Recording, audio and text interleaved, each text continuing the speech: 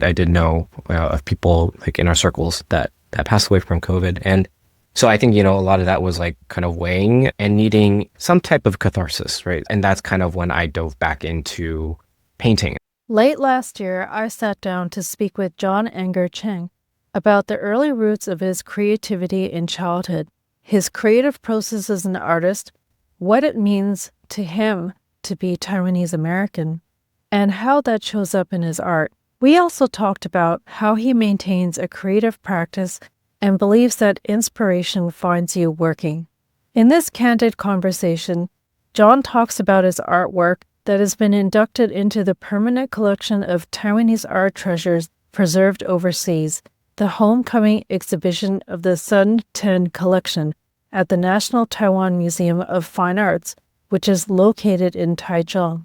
John Enger Cheng is designer, co-founder, and creative director of the design practice Winnow and Gleam, and a visual artist known as @MadeByEnger on Instagram.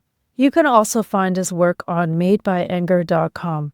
We will be releasing a YouTube video of my interview with John for listeners who'd like to see some of the visuals referred to in this episode. You can find it soon on Talking Taiwan's YouTube channel. This episode is sponsored by the Taiwanese United Fund. Welcome to the podcast, John. Hi, thanks for having me. So I thought that we could start by you sharing a little bit about what your upbringing was like and when you knew that you wanted to be an artist. I grew up in Southern California. I was born and raised here. My upbringing was mainly, a household that was like, you grow up speaking Taiwanese. If you don't speak Taiwanese, then we can't understand you. And so that was kind of, how my parents and I really communicated. So growing up, rarely ever spoke English up until maybe middle of elementary school. So what was interesting is actually Taiwanese was my first language. And when I went to school, they put me in ESL because I couldn't understand it. I couldn't communicate. And, even trying to go to the bathroom as a child was very difficult because, it was like, oh, back pencil. But then the teachers, they don't understand. So I was put into ESL, and, that kind of, my English became my second language. Grew up speaking both languages simultaneously, right? So at home, only Taiwanese, and then outside, speaking English. So your Taiwanese must be awesome. Oh, man, I grew up going to speech contests. That was something that was required. That is really impressive. That's really impressive. Thank you. Yeah, that was one of the requirements. I shouldn't say requirements. I see it as a blessing now. In growing up and being in the middle of learning the speeches and then going up on stage and a lot of tearful rehearsal. It's just trying to get the speech correct. At the time, I think like a lot of kids growing up learning piano or something like that, not knowing how to appreciate it then, but now as I'm older, being able to really appreciate it, being able to go back home and, communicate with my parents in our native tongue, or at least in Taiwanese. But yeah, I think, growing up, I can't really pinpoint anything that was pivotal in making me decide I want to be an artist. I think the thing that drew me towards making and creating was actually the desire to have toys or something that I saw on TV that either the toy didn't exist or I wasn't allowed to buy it. And so I wanted to recreate those things so that I could have it. And one of the memories I have was Power Rangers, Mighty Morphin Power Rangers was something that was coming out when I was a child. And I remember they had these power coins and I really wanted one, but they didn't make those toys at that time. And so I know this was around elementary school. I feel like it was first grade, second grade-ish. So I took 2 quarters and I stuck it together with tape. And then I meticulously taped more paper around it so I couldn't see any more silver from the coin. And then I would draw the logo of the Green Ranger's logo on it or whatever was on it. And then and the reason for the 2 quarters was it had that weight to it. And so it was just nice to have in my hands. And then another thing that I made, I remember was, I remember watching Indiana Jones and I really wanted that whip and then, to be like Indiana Jones. And be able to swing across something, across a cliff or something like that. So I took like a fax machine paper roll and then some twine, like thick twine that my dad had lying around the office. And then I just fashioned my own whip. But like other than that, it was always like, watching Dragon Ball and then wanting to, redraw what I saw on TV or redraw some characters that I saw. So I think that was kind of more of my introduction into that creative space. Um, but yeah, I can't really pinpoint like a a turning point where I was like, oh, this is the day that like really made me want to be an artist. I would say it was more like a progression of sorts. But have you always been very into visual arts and like drawing and all that kind of stuff? Oh yeah. It was something that like it was always easy to turn to. Another thing that I feel like many Asian Americans have like a commonality is like the strict parents. You have to do your homework, you have to study, you have to do all these things. So one of the rules in our home growing up was no TV during the week, and so you can only watch TV in the weekends. So I had to fill the time somehow. So I just gravitated towards pulling some paper and pencil together and drawing the characters that I wish I was watching on TV, and then just recreating that, and then it just kind of became a continuous habit. And then I think throughout middle school and high school, just started carrying more sketchbooks, and more than anything, it just became a habit. Wanting to be doing something else and then not being afforded that. So then like, okay, this is what I have to turn to. And then because it was just a repeat habit that I've had throughout my life, it just kind of stuck. Yeah.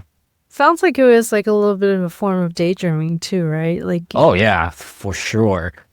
I think I was a chronic daydreamer. Like even sitting in traffic, I would remember like just staring out the window and just pretending that there was somebody like a ninja like running across the rooftops or something like that. But yeah, I was a chronic daydreamer. I think I still am. and I think like, sometimes when you don't have the things for yourself and necessities creativity, like when you couldn't get those toys, then you would just make the thing that you wanted. Yeah. And I think you mentioned that there was some story of how you were drawing and your dad took you to some business meeting or something and you're bored and Yeah. like you drew and you got a reaction from somebody.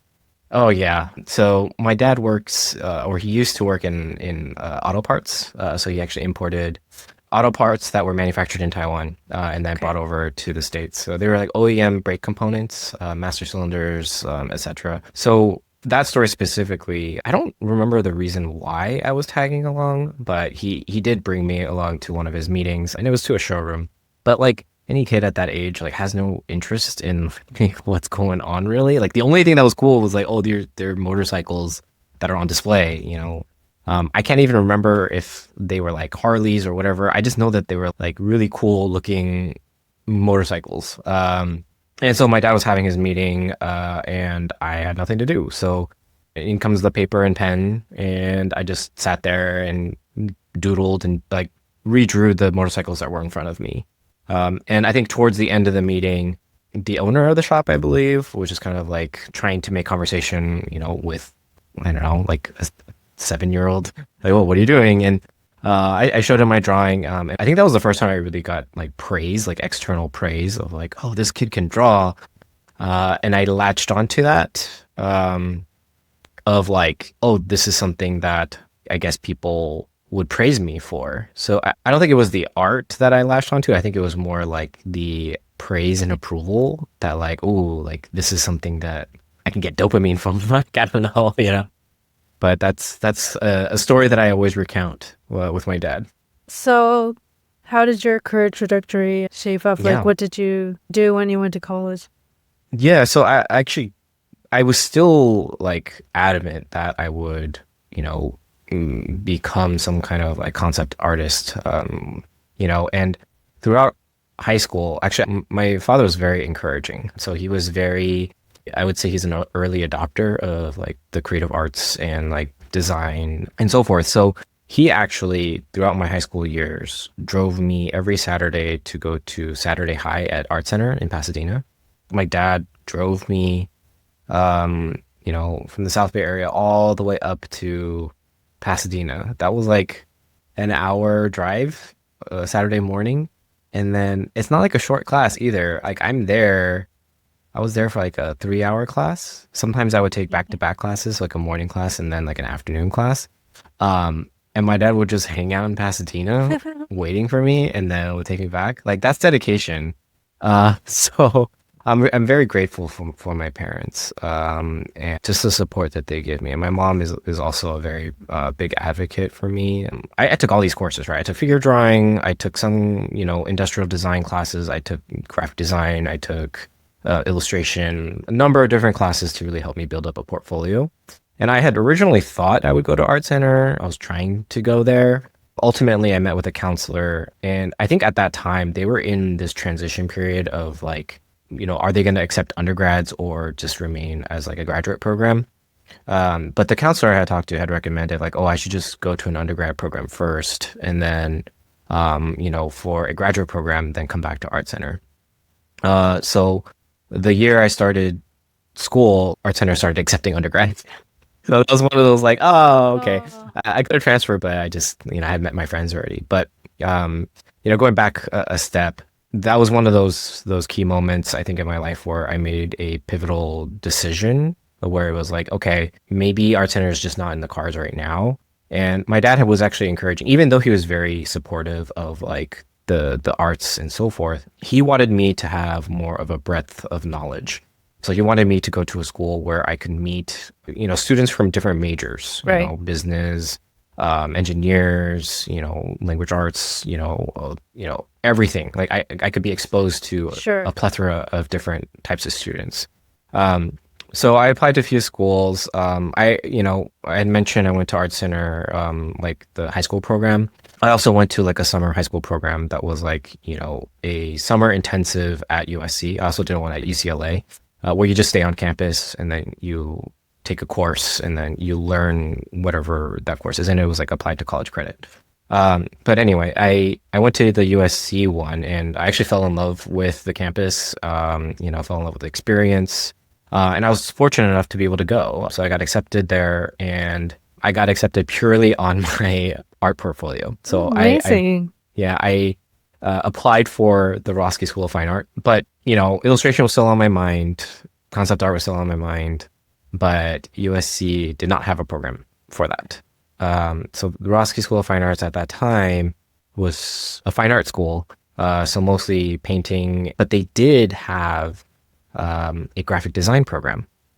So I felt that that was kind of like the closest to, it was like adjacent, it wasn't fine art, but it was still close enough to like the commercial creative space that I was like, okay, this makes sense. Let me try that out. I still took my figure drawing classes there. I still took some other classes, but fell into design, fell in love with like creating logos, creating brands and so forth. I think that was also like something that is a part of, concept art. You're trying to create this visual identity for something. And so I think I really latched onto that type of concept, right? Of like, oh, I'm creating a identity. I'm creating a brand either for a character or for a company.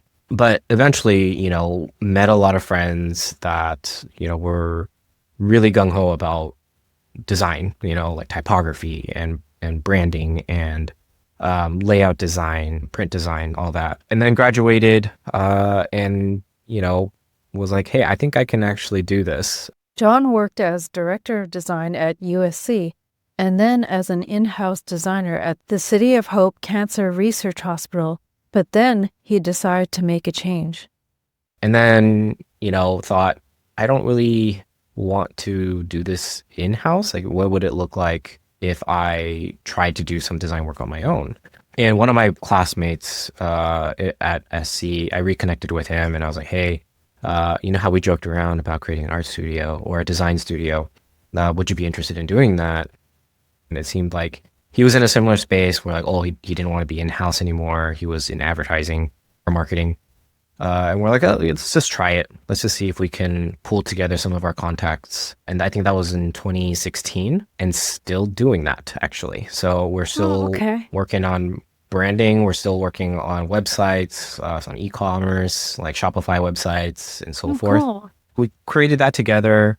It's still ongoing, but I think, one of the other uh, worldwide events was the pandemic of 2020. COVID hit, Yes. Yeah. um, and so everyone was at home and work slowed. And my son was actually born at that time as well, so I was going to be home anyway. And I was already familiar with working at home, but because projects were a little slimmer at that time, like everyone was just like, are we even going to survive this kind of mode? A lot of existential crisis and like, even like seeing friends pass away from COVID. Just like there's a lot of, You had yeah, some people that were considered close friends or friends. or people like friends Oh, it's that, terrible. yeah, it was rough. We weren't close, but I did know of people like in our circles that passed away from COVID. And so I think, a lot of that was like kind of weighing and needing some type of catharsis, right? Some type of Outlet. release. Yeah, an outlet. And that's kind of when I dove back into painting. I was like, oh, I have all these supplies, right? Why not do this? So like basically in the daytime, it was like family time, and then doing design projects that we did have, and then in the evening, really diving into like, okay, what does it mean to be creative again for myself rather than for clients? Yes. Um, and so now it's just kind of like ever since then, ever since 2020, it's been this journey of like trying to balance the two, like design work and client work, and then creating my own voice and trying to express myself through painting, trying to process my thoughts through painting. So I saw on your website that you described that your style is like chiaroscuro. Yeah, chiaroscuro is that like harsh lighting. You have like Caravaggio or like Rembrandt's where you have like a candlelight that's like a harsh light coming from one side. So like part of the face might be lit up and then the other part is kind of in the dark. And I'm really drawn to contrast. I really like contrast. And something that a lot of people don't know about me is that I'm slightly colorblind. Um, so like the reds and the greens, when you start mixing those two together, they can get muddy and it's hard for me to see. The blues Okay. and the purples are difficult for me to like distinguish, like ambers and greens. Um, so the colors that I choose and the things that I'm drawn to are the images that have a lot of contrast. So very stark black and white, so a very stark transition from like this side is light and this side is dark. Anything that is like a gradient in between, like it tends to be a little more like muddy and difficult for me to register. Um, and so that's kind of like I finally named it. I was like, oh, I'm drawn to this style of Yeah. work. Okay. Yeah. So it's not even like, I think in the past I would be like, oh, I like, the masters from Renaissance period or like, Baroque artists or whatever. I didn't really have language to identify why up until like I was really thinking about it in 2020. I was like, oh, I do like this style and I want to try and emulate it. What does that mean for me to do those types of paintings? Your website also mentions that you were inspired by Caravaggio's The Calling. What is it about Yeah. that piece that moved you?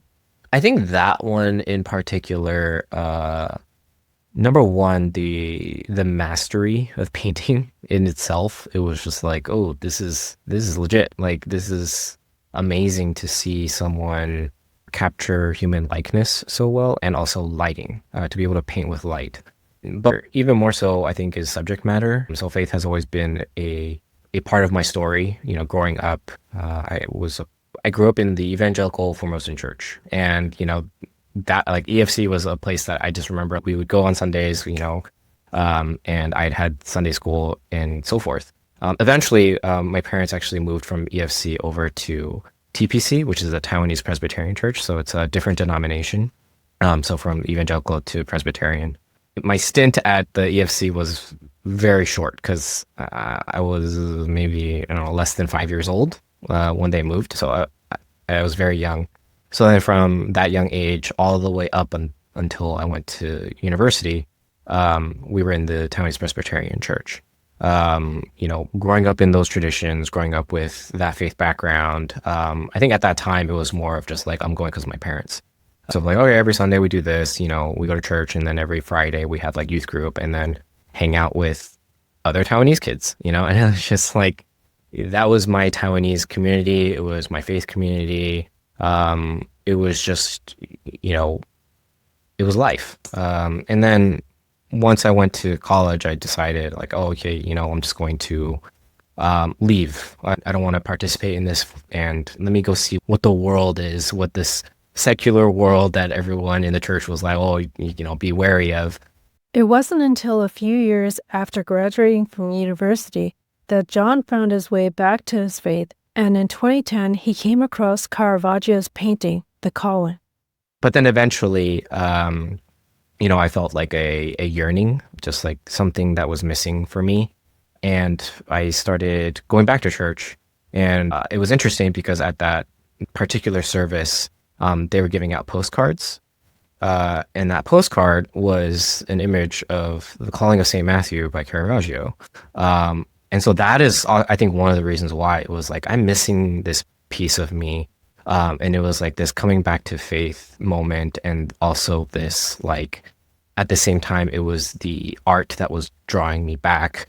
So all these things that were very an integral core part of me, I feel like was kind of like reaching out and like calling me back. And so I think that's probably why it was one of the most pivotal paintings that I've latched onto, like one of the most important paintings for me is just that, the calling, right? Like even in that painting, it's like, is an image of Christ calling Matthew. And, Matthew's a tax collector and he's like doing his own thing. And then like, Jesus is like, you come follow me. So that, with those stories, it's very interesting to have that sort of relate to my life as well. It's like, it's not just the painting and the artistry. It was also the messaging of like the calling, like a direct calling of like, you come back, and me going back to church at that time. So it was like a culmination of all these different things as to why it was so inspiring to me. Yeah, so I'm curious. So had you seen the work before you felt your call back to your faith and received that card that was coincidentally of the calling? So you had already seen the artwork and then you decided to... Yeah, I'm pretty sure I had seen it before, but it wasn't as impactful. To give you a tidbit, I went and I took my art history course. You're supposed to learn like just the general art history from like beginning of time to like cave paintings all the way up till now. And I'm sure I saw that painting, but I got a C in that class. Or like I wasn't really paying attention. So I'm sure I had seen it before, but it was the context of seeing it again that I think really it changed something. Yeah, I would say I did not know who I was in those 4 years. Like it wasn't even until like 4, 5, 6 years after college that like I really started to grasp who I was. I wouldn't call it a finding myself years. I would still call it like it was like the lost years. Like, okay. I don't know who I am. I'm just trying to figure out what is my place in this world. So how do you know that you're able to find yourself? So you didn't find yourself in college, but you said it was after that. So what is it that makes you feel like you were able to find yourself more? I don't know that I can say like, oh, I have found myself. I think it's more of a progression of like, I feel more at peace. Okay. I think when you are still trying to figure out like, oh, what is your career path going to be like? What is your family life going to be like? What is your place in this world? What is, all these different things and questions, am I making enough money? All those questions. There can be a lot of inner turmoil, a lot of questions, a lot of anxiety, a lot of just, chaos, if you will. I'm not saying that I don't feel those things, but I think I'm much more comfortable now sitting in those places, in those periods of time. Whereas I feel like, in my younger years in university and even a little bit after, conflict and anxiety were always very difficult to deal with. And it was like, to the point where it's like, oh, I need to find some way to escape this. I need to find some way to not deal with this. And whatever that is, like watching a lot of TV, binge watching Netflix, or like going out hanging out with friends or drinking or whatever it was, like needing to like find some kind of outlet.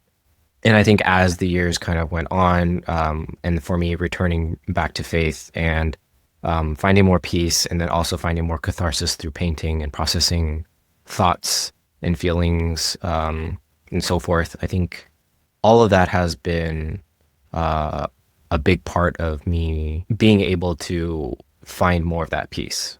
So it sounds Yeah. like through the art, you can find a way to deal with these things, or again, like Oh yeah. the word, the out, on and out.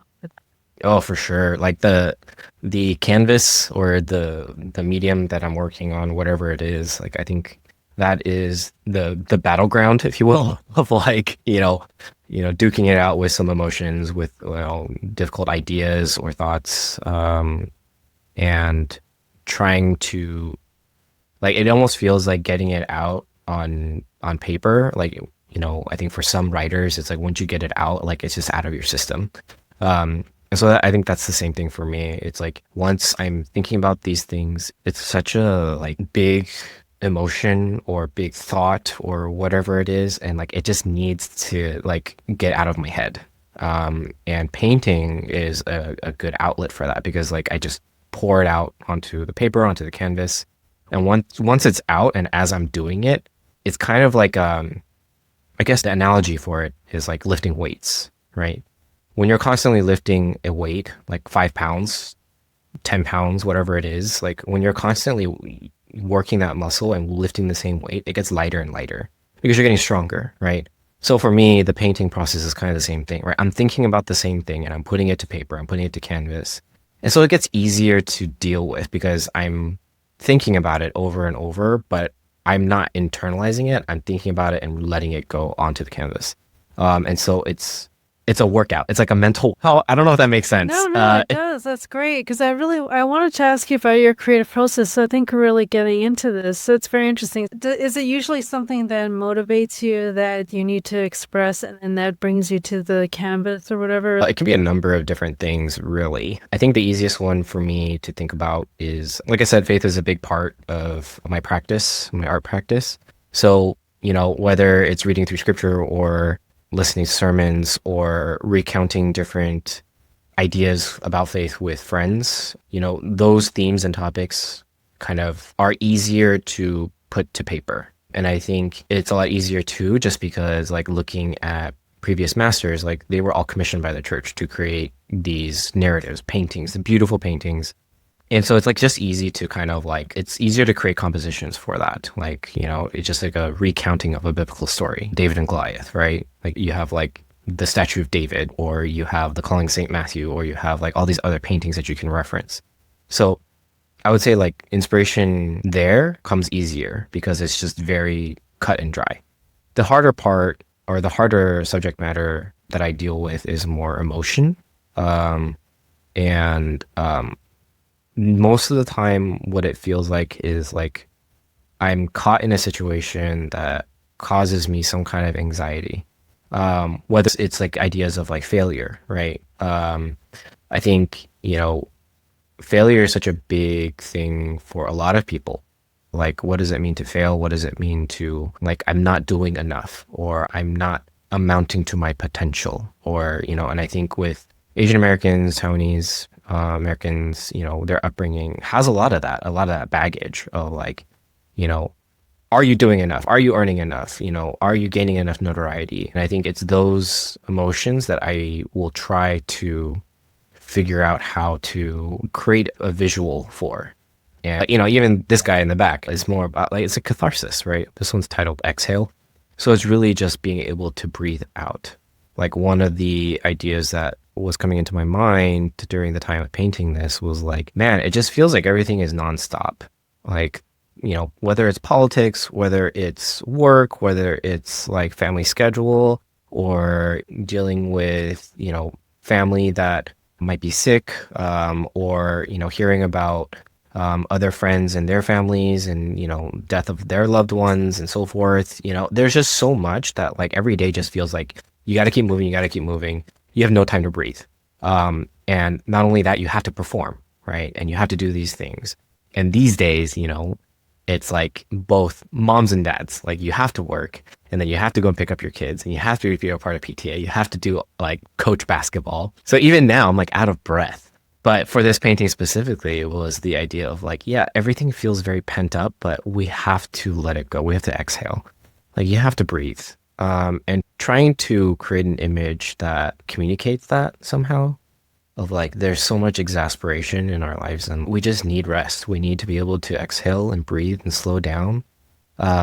Productivity isn't everything. Like we don't need to make that our end all be all. No, we're not machines. Yeah. I'm wondering, like, what you think it means to be Taiwanese American, because it seems like you had an upbringing that really gave you a strong sense of that, having to speak the Right. language and the church and the community and all that. What do you Yeah. think it means to be Taiwanese American for you? Does that impact the art that you create?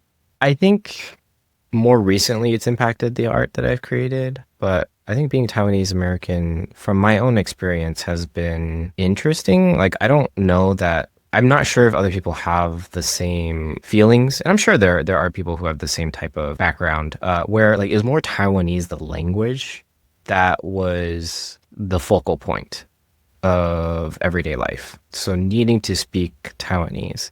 Other than that, growing up, I think, with my parents immigrating here, one of the initial, how they kind of pushed us was like, oh, you need to assimilate. Like, you need to be a part of the melting pot. You need to be like your white classmates. You need to be more outspoken. You need to speak English well. So you speak Taiwanese well at home, but when you go out, you need to speak English well. You need to write well. You need to communicate well. So there's always this really weird, like, it's code switching almost. Like you go home and you have to be a certain way, and then when you go out, you are another way.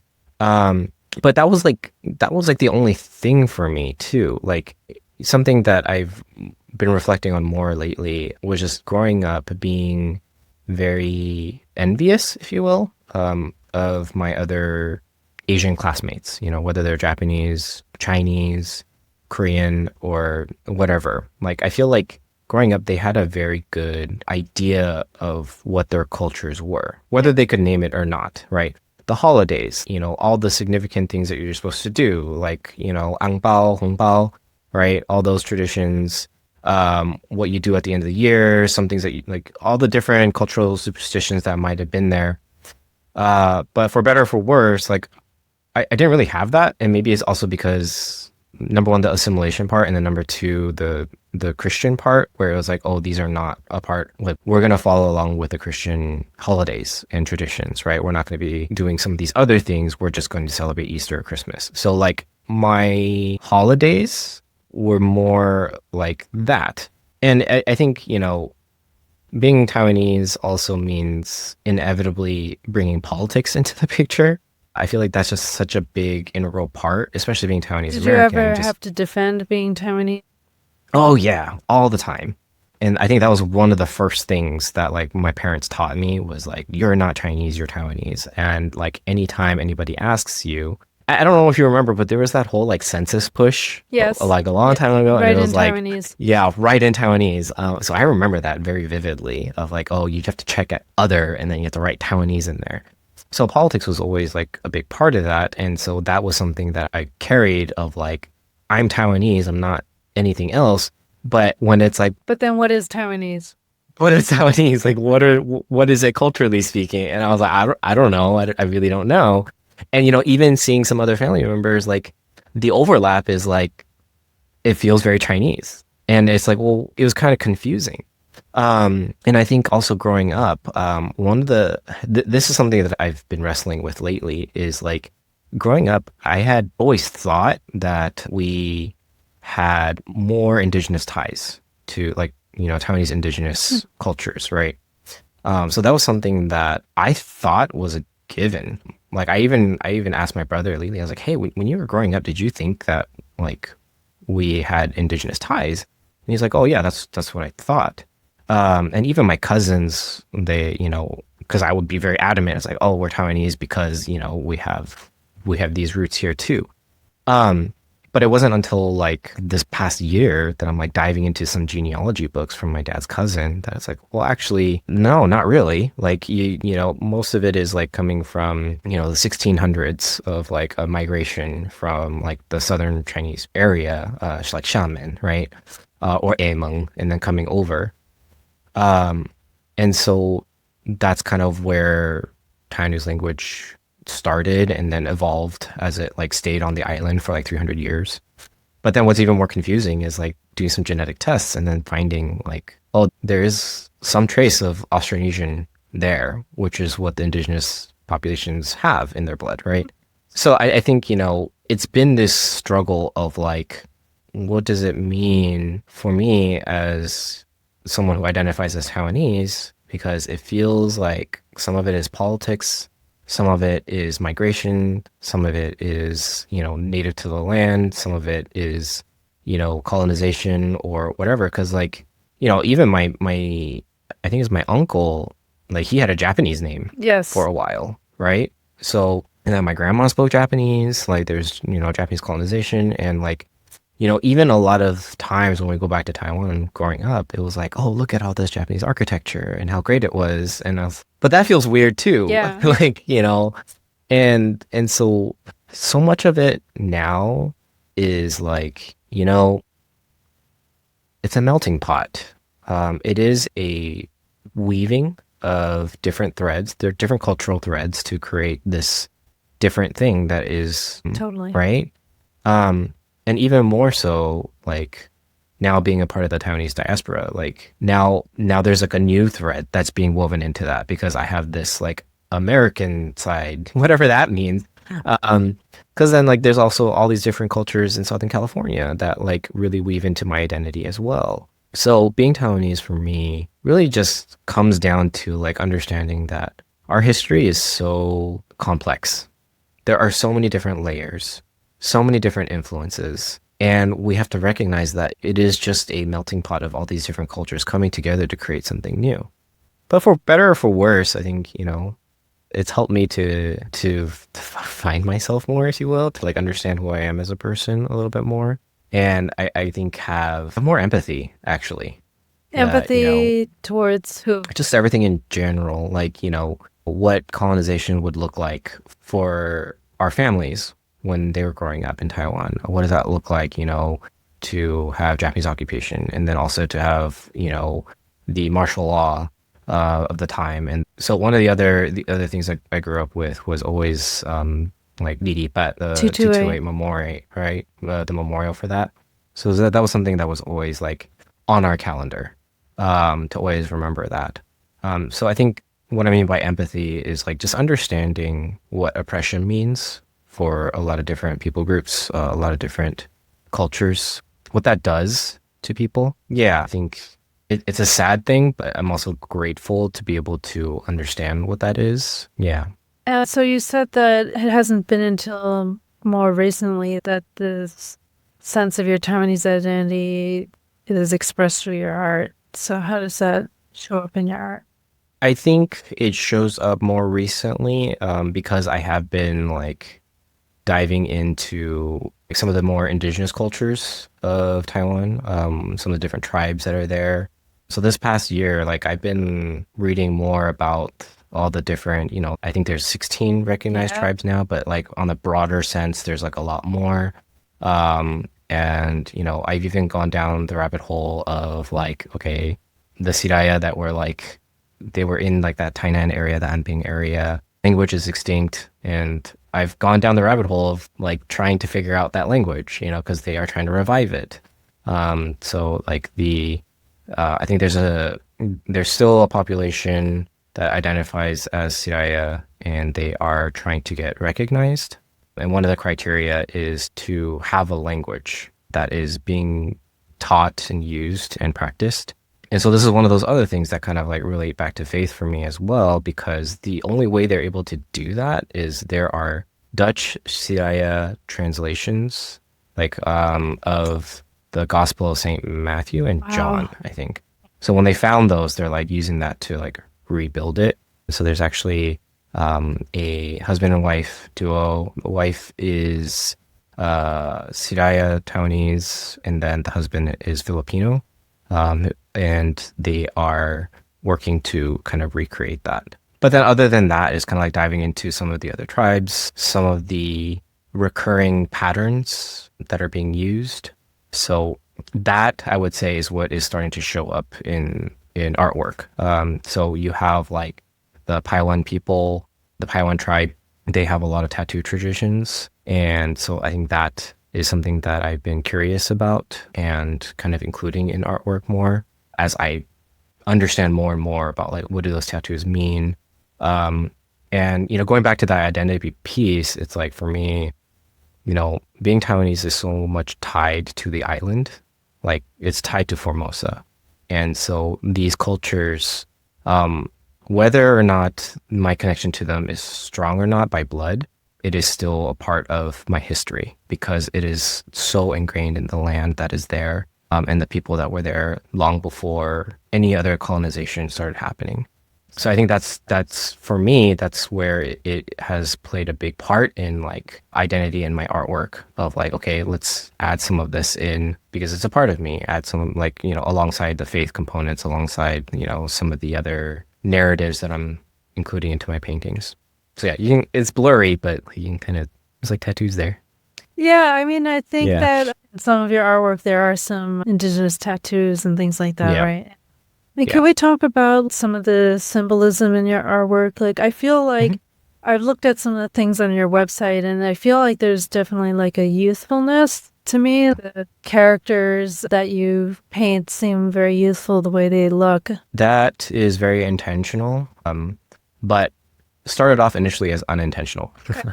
Um, because this used to like really annoy me when I was growing up. Obviously, like my first introduction to drawing was, watching a lot of anime, reading a lot of manga. Dragon Ball was like one of the first things that I was like copying all the time. Mhm. So growing up, a lot of people would be like, "Oh, you draw a lot of anime." Like, "Oh, you look like you draw anime. Like this looks like anime."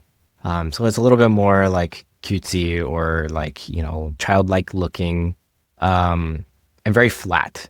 But I think as I, continued practicing, did more figure drawing, like form started to get a little bit easier.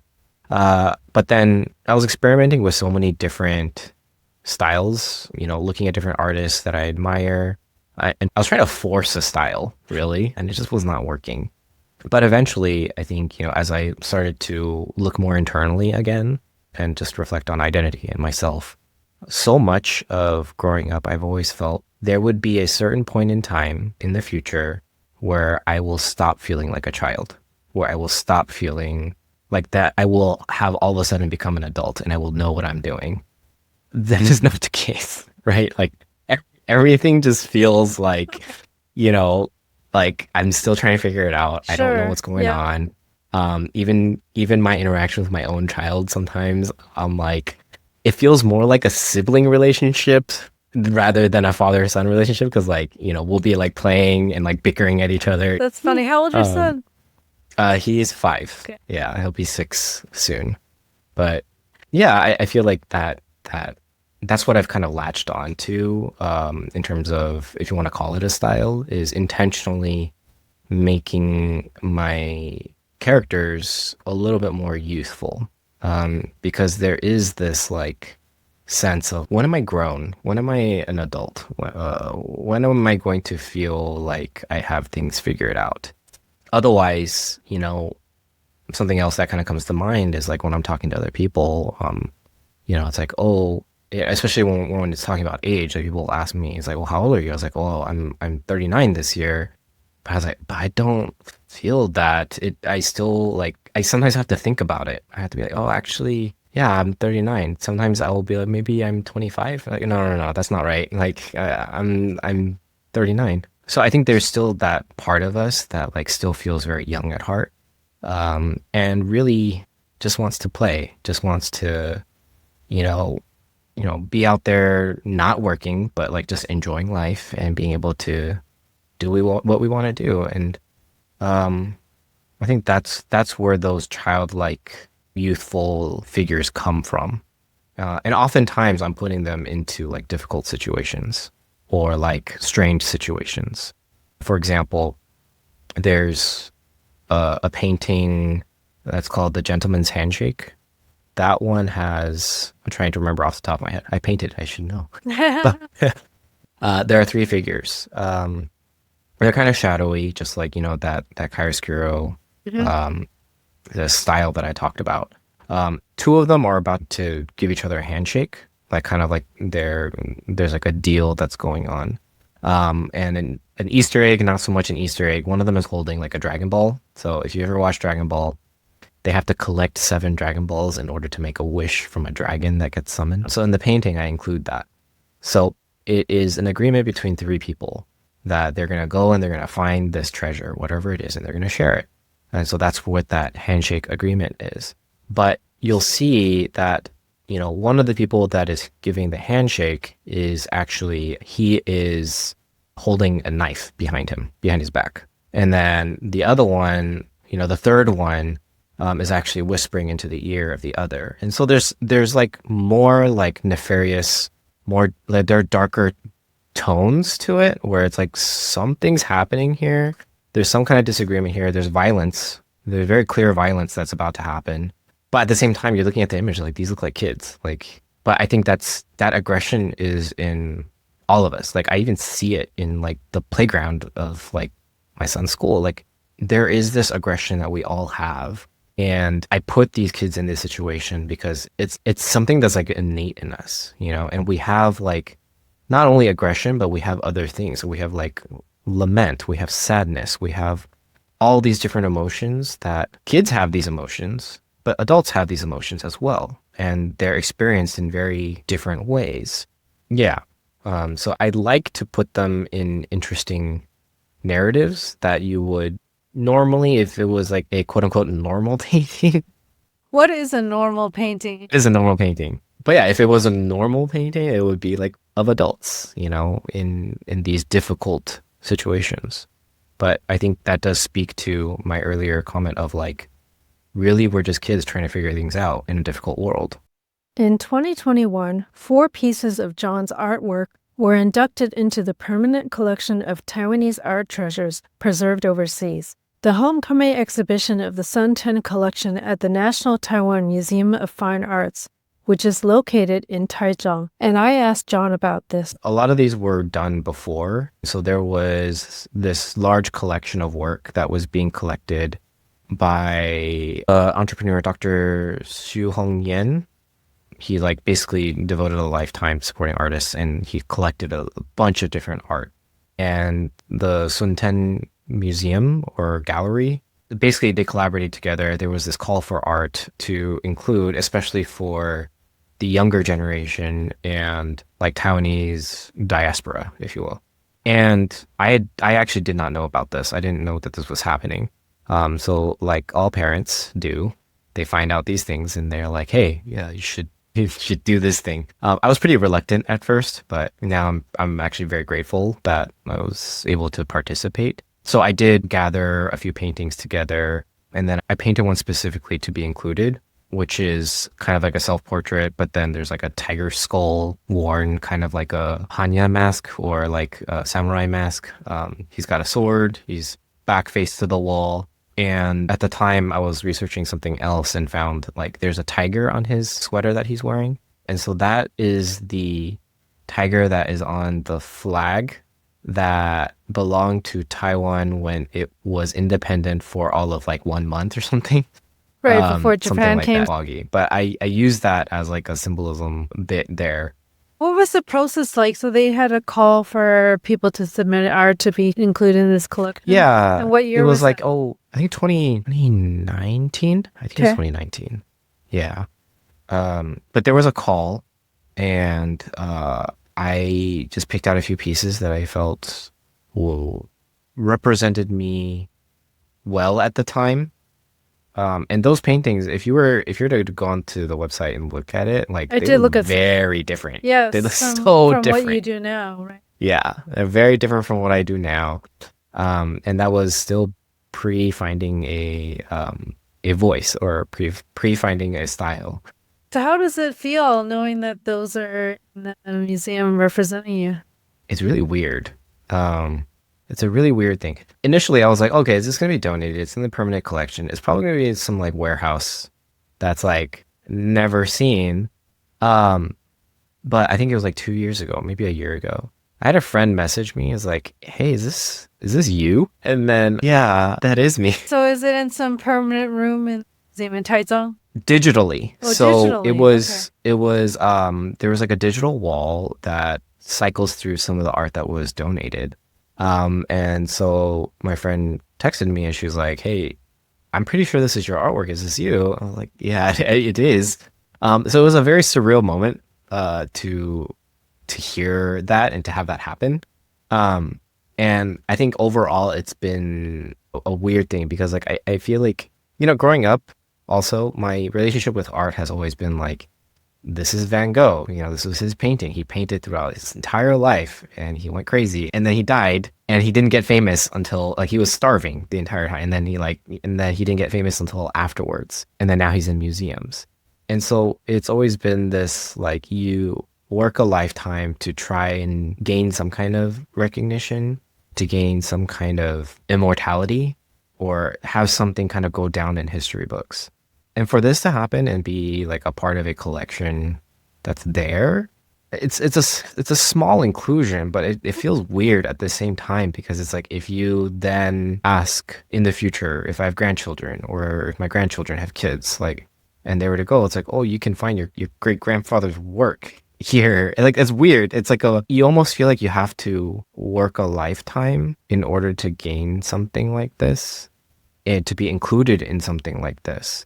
And so even this in itself, it almost feels like, did I really earn this? Did I Why do you like, say that? You had to submit it yeah, and they had to select, right? right, right. You went through They a had to select process, it. yeah, right? There were other people you were selected over other people. Not everyone got selected. I'm not quite sure. Yeah, I'm not quite sure what the criteria Okay. was, but it does feel like at the time it was like, oh, is this really earned? Or why is this permitted for me and not another Taiwanese artist that is like already like amazing, way more established and way more skilled? So yeah, I think I'm very honored by it and I'm very humbled by it. But it also comes with its own self-doubt, if you will, and like it's that imposter Yes, syndrome. I It's was like, oh gonna man, say. like is this right? Like, did they make a mistake? But I am grateful for it. I am very grateful for it. Yeah. Actually, one of the paintings, there's one kid holding a kite. That one I actually ended up repainting as a smaller version. So that Okay. one I think is like a 36 by 48 or something like that. The one that was donated, and then I repainted it as like a 8 by 10 image. Mhm. That's also on the website. John also shared how he maintains his practice of creating art. I still carry a sketchbook. So I Yeah. have like these tiny notebooks. They're very small. They're just notebooks like this. Oh yeah, I take it was like a Labubu box that I made into a sketchbook. But I have three like archive boxes just filled with these sketchbooks. And so anytime an idea comes, it's going into these sketchbooks, and then I will take those sketches, redraw them a few times, sometimes even, you know, use Photoshop to stitch them together if I have like different drawings that I like, to create a different composition, and then redraw it, and then eventually blow it up onto the canvas, and then start painting.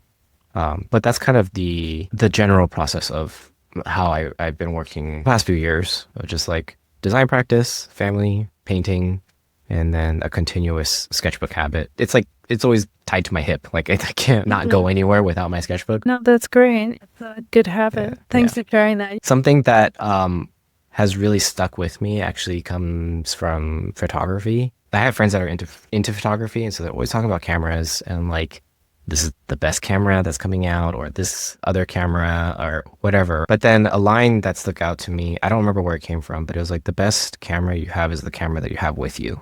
And so it's like my philosophy, whether it's thinking about design or like design in the sense of like, creating something for somebody else, Yes. or just life in general is like lowest common denominator, right? What is the easiest thing to get to, right? And so for me, these sketchbooks, they are the lowest common denominator because it's very non-committal because they're very tiny and like it gets thrown into my bag, my back pocket. I can draw at any time. I'm drawing constantly when I'm sitting down, like if it's like at the DMV, like I'm drawing people in front of me. But it's the easiest entry point to be like, I have this with me. I can just start creating. I can start doing, you know? And that's kind of what I took away from that camera. What's the use of all the equipment if it's such a barrier to entry because you have to set everything up and you have to do all these different things. But as long as you can put pen to paper really quickly and easily, I think that's what matters. That's how you get those habits going. And that being said, have you ever experienced creative block, and how do you deal with Ooh, that? yeah, all the time. But you're always Yeah. drawing and sketching. How could you have creative block? The creative block is usually like, man, like something's not working. It's not clicking or feeling like, oh, I'm tired. I really don't want to draw. I don't want to paint today. Or like, just sitting in front of a blank piece of paper and like nothing but scribbles is coming out. Um, and I feel like this past year has been kind of like that. I produced a good number of paintings this year, but not enough to my liking. But I find the more I try to force it, the more I try to, okay, I have to sit here and, get something out. The harder it is to get over that hump. I still do that though, because I do believe like inspiration finds you working. Like you have to have that set schedule. You have to like set time to do it, right? But one of the other methods of getting over it is really learning something else, trying something else. Like sometimes I'll step away and like, how do I learn how to weave? Or like, how do I Sure. learn to do sculpture? Or maybe I'll dive into some language for a little bit or some video editing. Like, I think breaking out of normal routine a little bit to not just sit around, but to like exercise my brain in a different way, Right. in a different creative capacity has always helped me spark something new to be able to go back in and paint. So that definitely is one way that I get out of my creative block. There are other ways that I know would be healthier. Like, oh, I should go exercise. I should go and like, run or do something that is like healthy to like get oxygen flowing to my brain or something. I tend not to do that. But yeah, No, but I there mean, are, yeah. to each his own. What advice do you have for others who want to take a similar path of being a visual artist? Ooh, just inspiration finds you working. That one definitely is probably one because I feel like I've encountered some people that is like, I will only do something when I have inspiration, or when I have an idea. Um, but the thing is, like, when you're not constantly working on the skill, like, you're not exercising those muscles anyway. So when you do have the idea, it's actually harder to execute. And so the more that you're trying to do fundamentals and stuff like that, the better. And I found that like every single time I've gone back to fundamentals and like continuing to work and practice, which is like continue to do figure drawing, continue to draw people in front of me, or like going in and figuring out different methods of drawing. In my figure drawing classes in the past, it's always been like, okay, figure drawing and then like blocking out shapes, or like the Loomis method, which is like a method of like drawing figures and so forth, and like all the different, ratios of like the human body. But like even now, like I'm trying to learn the Riley method, which is like a different method of drawing. Technically speaking, like do I really need to learn it? Probably not. But I feel like if you're constantly returning back to fundamentals, it really does make a difference in the final product that you create. So every single time I dive back into fundamentals, like let me have a refresher on how to draw a face or how to draw a head or how to draw a person. Somehow I feel like there's like this new life that comes into the painting where it's like, whoa, that looks a little bit better than last year. Um, and the other bit is comparison is such a killer. And I say this mostly also for myself because I do that a lot. success looks different for everybody. And especially in the art world, it's not like you have to outdo everybody because art is really like your own personal expression. So there is no right way to do it. There's no wrong way to do it. There's only you and like your expression and your work and how you continually keep that practice alive. And I think the only way you can stop being an artist is by stopping creating in general. You're never going to achieve being an artist, whatever that means. Like, there's no terminal degree for it. There's not something that you can study to be like, now I've made it. But in knowing that, it's like, it's just this constant thing that you have to keep doing. And the only way you stop being it or stop being an artist is if you just stop creating, stop doing it. And I know comparison can really put a hamper on that, where it's like, oh, now I like, this person's so much better than me. Why should I even continue? Or like, they have a solo show, or they have this much popularity, this many followers, or, they sold this piece for this much. Like, I'm constantly doing that to myself, to be honest, where it's like, oh man, they're like selling out all their work. Meanwhile, I'm in my corner just painting away. Yeah, but you don't know But like what's yeah, behind that or how they got there or exactly. all the ups Yeah. and downs and the things, behind Right. the Right. scenes. Yeah. Yeah. And honestly, like I still do sell work. Like I have work that's being sold, but I think that goes to the point of like, yeah, comparison is such a killer because it just makes you too hard on yourself, Yeah. you know? And there's no need for that. We're all in different walks of life and there's a time and place and a season for everything. So just keep on working. And as long as you still have a heart to learn and to improve, then you will keep on going. And I think that's probably the best advice that I can give anybody who's trying to pursue visual art. Yeah. What does being an artist mean to you, and what do you think is the role of artists in the world? I think an integral part to being an artist is also sharing the work. And I think that's one of the responsibilities, to kind of segue into that. It is the artist's responsibility to share work because I think we have a way of seeing the world. We all have a different way of seeing the world, and how we translate that into visual art, into through the lens of a camera, through writing, like that is a very different perspective than anybody else will have. And it is our responsibility as artists to share that perspective so that we can try and breed more empathy, to express everyone is different. There's so many different walks of life and so many different ways and vantage points of seeing things. Like, I feel like that's what art does. Like, you go into a gallery and like, there's so many different styles, so many different types of work. It's kind of crazy to think that like, even one subject matter or one theme can be interpreted and shared in so many different ways and voices. So yeah, I think that is our responsibility as artists to share and to communicate and express different ideas. Is there anything else that you'd like to talk about that we haven't touched upon? There are some projects that I'm working Yes. on in terms of like books. Yes. So I do like to put catalogs together of my paintings.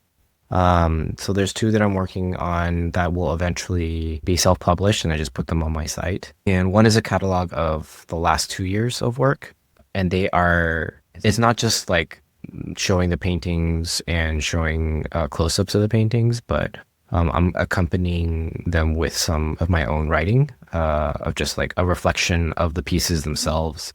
Another book that is coming out that's self-published, that's probably closer to the end of the year, is I worked on tiny paintings that are like trading card size. So that was something that I tried to include in my practice, which was like be very quick with paintings and just be relaxed, just like Right. non-committal. This is not a giant canvas that I'm trying to make perfect. And everyone loves trading cards these days, like, Pokemon cards and stuff. Like I grew up with all that too. So I was doing one a day. And so I have, I think now over 200 pages. Like it's one small card painting a page. Okay. So the book is basically page after page of all these different things that I've created. The first half of it is like they're Menko cards. So they're like bubblegum cards, the collectible cards that used to come with Japanese snacks. Wow. something like that. Okay. And then I have the second half of the book, which is like the traditional trading card size. All those paintings I've collected together, and it'll just be a catalog of all the different images, and that will also be on my site. But those are the two projects that I'm currently working on outside of painting. Is the idea that all these images in these books are available for sale, so if somebody sees them in the book, they can purchase? I think not in that capacity. You know, growing up, art books were a big part of like how I learned and like how I collected because paintings and prints, like legit ones, are just so far out of my budget. I am not able to obtain them. So one of the things that I used to love doing, and I still do, is I purchase art books. So being able to purchase the entire catalog of artists that I really admire, and being able to flip page after page and just see all the different works that they've been working on, and even some close-ups to see like their process and so forth. I really enjoyed that, and so I think for me, these catalogs that I'm creating is like really trying to emulate that, Okay. and to be able to like do what the artists that I admire are also doing. Like they're painting, but they're also collecting a body of work and then publishing it. And yeah, I mean, I would love it if people want to collect my work. But I think that's also an accessible way because I know, sometimes the paintings that I'm producing, they can be pretty pricey, upwards of like 2 grand or so. And I have smaller paintings, like less than that, but it might not be as accessible. And so the book, I think, purchasing a $40, $50 book is easier to Yeah, stomach versus, sure. Yeah, it's accessible.